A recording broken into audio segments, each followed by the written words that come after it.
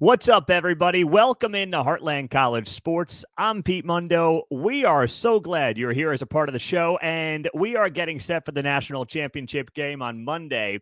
And if you are a Big 12 football fan, meaning your team obviously is nowhere near this championship game, obviously many conferences aren't, most aren't, but if you're a Big 12 fan, you should be rooting for Ohio State on Monday night, and I'll explain why. I'm Pete Mundo. We're Heartland College Sports. We're glad you're here as always. Make sure you are subscribed to the channel, and we'll take you through the show here. So you might think to yourself, wait, why would I want to root for Ohio State? Why would I want to root for one of the Blue Bloods? When I could root for Notre Dame, they're kind of independent. They're kind of tied to the ACC. The Big 12 has more in common with the ACC than it does, say, the SEC or the Big 10 right now. Shouldn't we theoretically root for the little guy? I know it's weird to think of Notre Dame as the little guy, but they are a big underdog, and in this case, they are the little guy. And the answer is no. Ohio State's the team that Big 12 fans should be rooting for here. And there are really three reasons why. Number one, Will Howard. Will Howard's the Ohio State quarterback. He was, of course, the Kansas State quarterback for years. Will Howard going to Ohio State, winning the starting job, and potentially winning a national championship makes the Big 12 look really good. It makes the Big 12 look like, wait, there are quarterbacks there that with the right talent around them can win a national championship. That's what it tells you. Now, if you're looking at this and you're like, well, Will Howard only is there because of the talent around him. He kind of admitted that. It was a quote from Will Howard when he went to Ohio State. He said, I don't have to do everything. That's true. But guess what? That's been true for a lot of Ohio State quarterbacks who have gone on to play in the NFL. And the reality is, if Kansas State had Ohio State's roster, Kansas State might be playing for a national championship. That's how it works. But when you plug and play a Big 12 quarterback with an elite roster, those Big 12 quarterbacks can win you national championships. So it makes the Big 12 look good if one of their quarterbacks goes to a Big 10 powerhouse for a year and wins the national championship. That is a win for the Big 12 conference because there were plenty of games where Will Howard struggled in the Big 12, right? I mean, we saw plenty of those games. Now, he was really good, obviously, but we saw plenty of games like that over the years for Will Howard. Now, he's had a pretty darn good season at Ohio State. I don't want to say he's the reason they're in this game, but the guy's had a good year. Let's not take that away from him. But the last time we saw him on the field, he was pretty mediocre against Iowa State in a K-State uniform in that Farmageddon matchup to wrap up the 2023 season. Now, that game was obviously Snowmageddon too, but still, like, he struggled against Oklahoma State last year, even in a win against Texas Tech last year. I just looked it up. He had a QBR of 36 in that game. So this would be a good thing for the Big 12, and it's a feather in the Big 12's cap. Now, the other reason that Big 12 fans should be rooting for Ohio State in this game is, frankly, it knocks the SEC off the top of its perch. Now, you might be of the belief that who cares? The SEC and the Big 10 want to break off anyway. It doesn't matter which one's one and which one's two. I don't believe that. The SEC is under this mantra and this guise that they are number one and nobody could ever come close. Ohio State winning after the SEC is left out of the championship game for a second straight season, for the first time in 20 years that they've missed back-to-back national championship games, is a good thing for the Big 12. It's a good thing for all of college football. And if Ohio State takes home the Natty, the argument from the SEC fanboy of, well, the Big 10 might be deeper, but we've got the better teams at the top, is just simply not true. Now, I haven't believed that that has been true for a long time, but it goes to show you that even the SEC, the bottom of the SEC, which has argued for a long time that, you know, our teams are only at the bottom of the SEC, but they would be at the top of the fill in the blank, Big 10, ACC, Big 12. That's just not true. In fact, you can make a better case for that in the Big 10 right now. Look at how some of the bowl games played out, right? Look what Michigan did to Alabama. That's a game that nobody really saw coming. So that one stands out to me when you go back and you look at some of how these bowl games played out during the season, right? I mean, Penn State obviously was right there with Notre Dame at the very end. If Ohio State wins, you have a great case that the Big Ten at the very top, Oregon, Penn State, Ohio State, throw in Indiana if you want, was more top heavy than the SEC and deeper than the SEC. You had Illinois beating South Carolina, another team that thought it was worthy of reaching the college football playoff. So knocking the SEC off the top of its perch is a good thing for the Big 12, because then it's not cut and dry that it's the SEC and then it's the Big 10 and then it's everybody else. So that's why that's also a good deal for the Big 12. And then the other reason I can't root for Notre Dame from a Big 12 perspective is now, let's be clear, I like Marcus Freeman a lot more than Ryan Day. But if we're just looking at this from a pure Big 12 perspective, you've got to look at it and say to yourself, you don't want Notre Dame to win because of how Notre Dame sets up its scheduling. They're kind of in the ACC. They're mostly not in the ACC. They set up their own schedule. They don't have to play in a conference championship game, and they get all the money from the playoff wins to themselves. They don't have to share it with anybody else. What have we long complained about in the SEC? What we've long complained about in the SEC is that the SEC plays these 8 conference games. They do 4 non-conferences. It's a joke. They have the one in November that's just comical, and they never get called out for it. We call them out, but most people in college football don't call them out for it. So if Notre Dame gets a national championship, do you think they're going to be emboldened to change how they structure their season? Do you think they're going to feel forced into a conference if they win a national championship? Of course they're not going to feel that way. They're going to say, this is a great formula. All the money comes to us. Assuming we go 11-1, we probably make the playoff. We might have to even be able to go 10-2 some years and make the playoff. So no, we are not going to join a conference. We're not going to share the money. We're not going to schedule more ACC teams. We're going to keep our rivalries, and they get all the military academies. And with all due respect, it's a nice schedule. It's not the toughest schedule, and anybody with common sense knows that and can admit that. So then what does that mean in return? What that means in return is that the SEC is not going to be in any way pressured to toughening its own schedule and going to 9 conference games. Why would they? Notre Dame is getting rewarded for the way it schedules, right? Under the guise of history and, we've got to keep our traditional rivals. Why? The entire sport has largely lost traditional rivals, right? I mean, Oklahoma and Oklahoma State don't play anymore. The fact that Notre Dame gets to get away with this whole thing of, we've got to play the traditional rivals, that's very important to us, that left in college football a very long time ago. But it allows them, with all due respect, to schedule the Purdues and the Northern Illinois, but more importantly, the Stanfords, the Navies, the Armies, the Air Forces, and then they kind of sprinkle in a couple of ACC teams, and away you go. And they get away with it. And if they win a national championship, they will not be changing a damn thing. And as a result, the SEC won't be changing a damn thing, which tells me then the Big 12 should just say, you know what? We're going to go to 8 conference games. Why do you guys get away with 8 conference games? And on the other hand, you've got a team in Notre Dame that plays a handful of ACC teams just to kind of pretend to be in a conference, but not really be in a conference. It's totally ludicrous, but it's also very much on brand for, what they do and how they've structured that thing.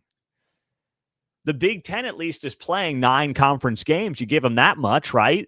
The Big 12 and the Big 10 are the 2 conferences that play 9 conference games. The ACC and the SEC play 8. So I will root for the conference that can knock the SEC off its perch, that also plays 9 conference games and a conference championship. That's the team I will root for on Monday night, and that team is Ohio State. I'm Pete Mundo. We are HeartlandCollegeSports.com. We are glad that you are here and joining us, as always, as a part of the show. Now, with that, let's talk some basketball here on Heartland College Sports. So Saturday, I told you that there were 3 games where you had 5-0 teams in the Big 12 playing 3-2 teams in the Big 12. And what ended up happening? Well, we almost, you know what? I would say we did get the chaos we thought we were going to get. West Virginia upsets number 2 Iowa State. Then you had, well, not in this order, but you also had Texas Tech upsetting, at the time, 5-0 Arizona. And UCF almost upset Houston, who was 5-0. Houston comes back, late layup, they win by 1 point. And they're 6-0, and they're now alone atop the Big 12 standings.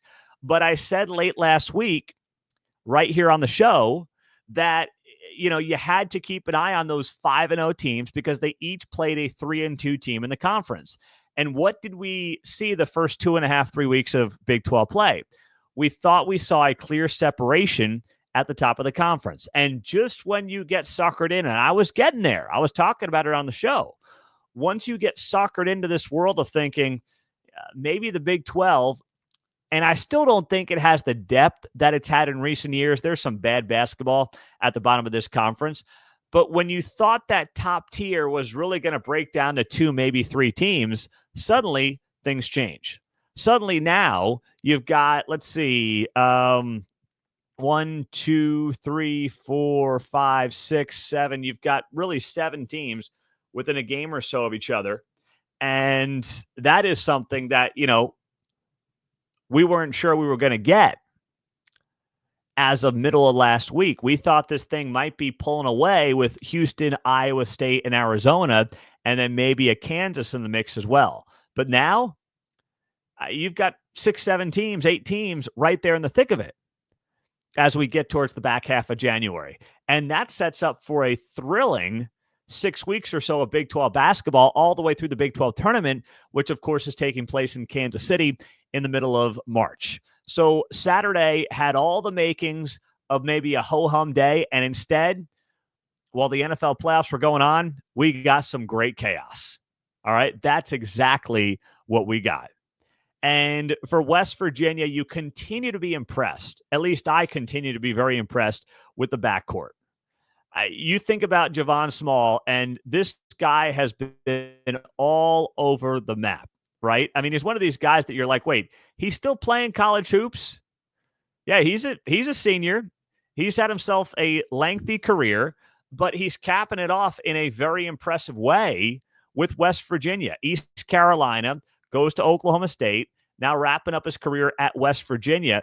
And man, he was awesome on Saturday. He is the reason the Mountaineers won that game on Saturday and pulled off the upset at home.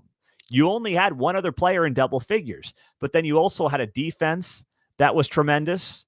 You got to the free throw line more frequently. And even though you were out-rebounded, this team was hustling all game long, forced a lot of turnovers, and they were able to finish at the rim, and they played some tough basketball at home against a very good Iowa State team.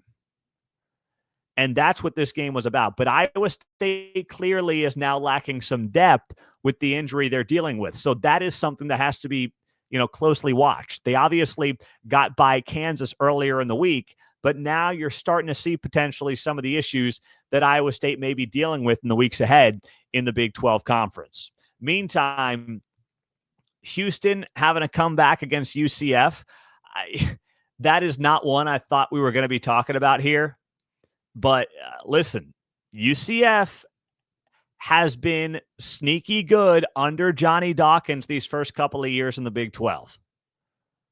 You've got to say that UCF, between last year and this year, has been one of the big surprises when you combine both seasons. They just play it tough, right? And I thought that was going to be one of the staple wins you had last year when Johnny Dawkins and the Knights upset Kansas early in the Big 12 schedule, and that was just a stunner. I thought this game was going to be similar. If they were able to finish it off, they weren't. And it's just because in the end, Houston was able to come back. They've got the experience. They've got the backcourt. Juwan Roberts obviously played really well, and they were just able to eke out of there with victory. But, man, UCF continues to be a team that you just can't overlook. You can't do it. And then Texas Tech, frankly, just taking it to Arizona. Arizona felt like a team that was due. They had never played, obviously, a Big 12 game in Lubbock. It's a tough place to play. And Texas Tech, led by JT Toppin, had a very good afternoon, despite the fact that they couldn't buy a bucket from deep. They were they were terrible from long range. The good news for them is nobody could buy a three-pointer. I saw this stat. Both teams combined were 9 of 41 from three-point range. That's like a bad NBA game. It was horrible. But Tech killed Arizona on the boards, pulled away with the win, and it was just a very good Texas Tech victory, as they had been on the cusp. Obviously, we saw them almost beat Iowa State last weekend. Now they beat, at the time, an undefeated in Big 12 play Arizona team, and Texas Tech is going to be there in the thick of the Big 12 race down the stretch. There's no doubt about it. Not a question about it. And then you look around the Big 12, and you have Utah taking care of BYU. Holy war goes to overtime. What more can you ask for in that game? Oklahoma State gets Big 12 win number 2 over Colorado, who's still winless in conference play. Cincinnati and Arizona. That game won by Arizona State, Cincinnati beating Arizona State 67-60. And Dylan Mitchell led the way there with his 14 points, had himself a very good day. And Arizona State under Bobby Hurley, man, they have got a lot of runway to work with there, but it is not clicking for Arizona State right now. And then Kansas beats Kansas State. KU got out to like a 14-0 lead in the first half in that game, and then just basically held on to its lead. They didn't cover the spread. I think it was like 15 points. But what was interesting about this game is that I saw this little tidbit on X. I thought it was a really interesting point. So KJ Adams didn't play in the game. He's dealing with an injury. He's listed as week to week after hurting his shoulder against Iowa State earlier in the week. Kansas had its best offensive output when it comes to points per possession, but their worst defensive output this season on points per possession. So KJ is there largely for his defense. He can score you a bucket here and there, but he's not going to be the guy that fills up the stat sheet when it comes to points, at least. So not having him there hurt the defense, but you can make the case that without KJ Adams in the lineup, the offense gets moving a little bit more. It's got more pace and more rhythm to it. So that's kind of a conundrum if that holds up in the games ahead for Bill Self, as he tries to figure out what kind of rotation, what kind of lineup he wants to use to get this team back into the national championship mix. Pete Mundo on Heartland College Sports. So this week, we don't have any games on Monday. It's been weird. There have not been a lot of Monday games in the Big 12 yet. That'll pick up in the weeks ahead. But because of the national championship game, there's no Big Monday. There's no Big 12 games. I don't even know if there's any college basketball on Monday. But you've got a loaded slate on Tuesday, and then you've got a handful of games on Wednesday as well. But when you look ahead at the schedule this week, UCF at Iowa State is now somewhat intriguing. Utah at Houston, not a bad game. West Virginia hosting Arizona State. Do they avoid a letdown? Arizona tries to get back on track at Oklahoma State. BYU and Colorado, Texas Tech at Cincinnati is And then on Wednesday night, you've got Kansas at TCU and Kansas State at Baylor. So there's not a great couple of games midweek in the Big 12, but it's tough when you got to mix and match these 16 teams to make it work.